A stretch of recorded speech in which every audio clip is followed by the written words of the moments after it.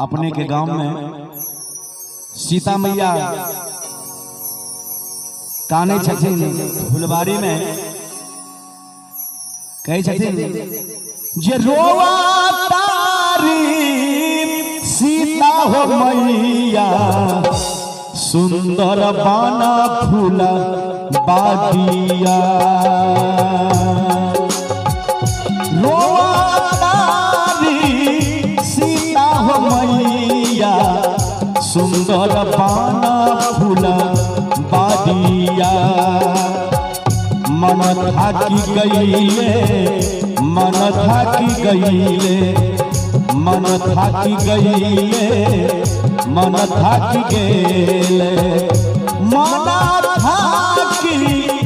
गईले ये प्रभु जी लोर से भी जल बाटे सारिया लोर से भी जल बाटे सारिया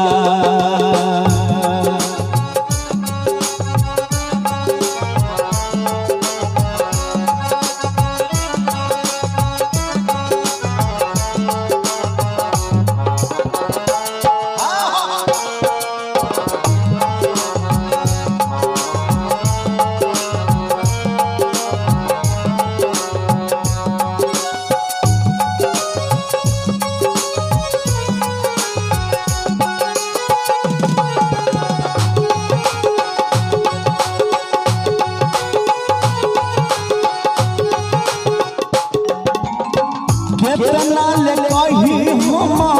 उनका दुख बताई हमनी से दशा ताना सहलो न जाई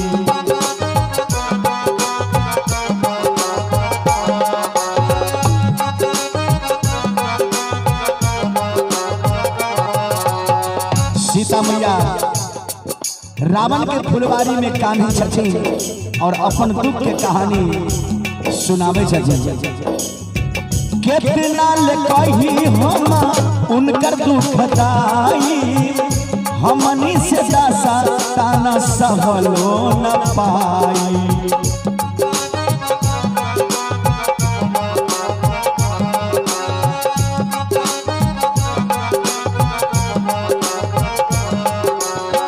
देखले हम पानी देखले हम पानी देखले हम पानी देखले हम पानी देखले हम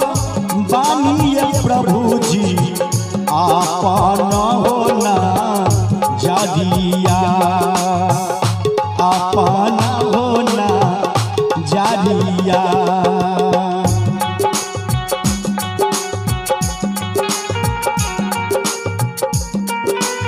हनुमान जी भगवान से कहे छथिन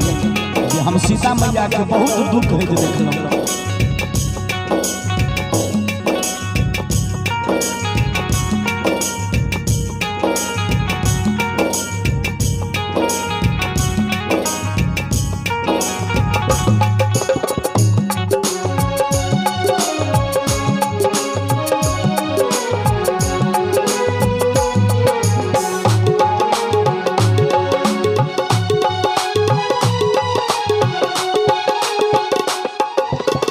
खाना पीना त्याग दिहले बारी रउआ आज से दिन रात रहो तारी याद में निराश से प्रभु जी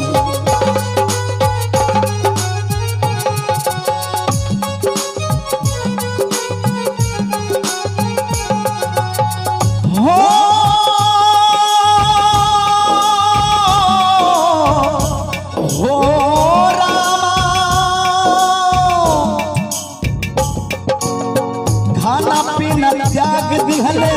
रानी अब आज से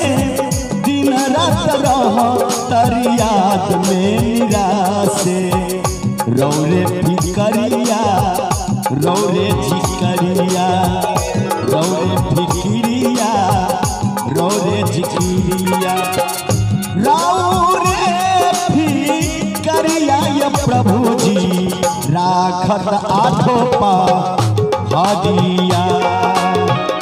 राखत आठों पा हादिया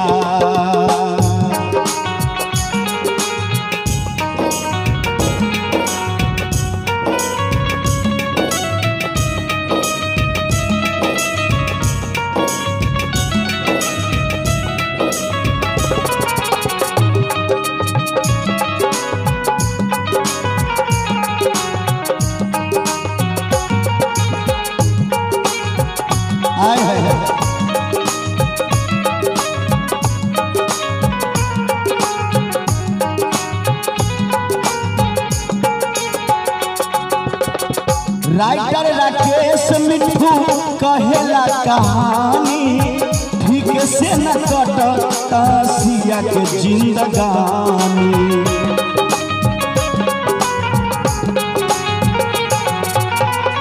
राइटर राकेश मिठू कहेला कहानी ठीक से न कटता सिया के जिंदगानी। विपत्ति परलावा दुख वाला लावा, विपत्ति परलावा दुख वाला लावा, विपत्ति परलावा ये प्रभु जी। ए प्रभु जी हमार विनती सुनी रहुआ। जनक रली बड़ा दुखदाई मह, विपत्ति परलावा ये प्रभु जी, उनके आठों पहाड़िया, उनके पहाड़िया रोतारी सीता हो मैया। ए प्रभु जी रोतारी सीता हो मैया, सुंदर पाना फूला बाड़िया, सुंदर बाना फूला बाड़िया।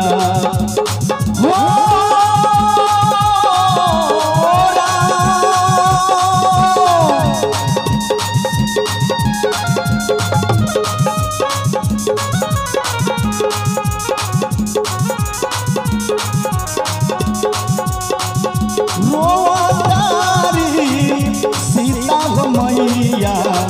सुंदर बाना फूला बाड़िया, सुंदर बाना फूला बाड़िया, सुंदर बाना फूला बाड़िया, सुंदर बाना फूला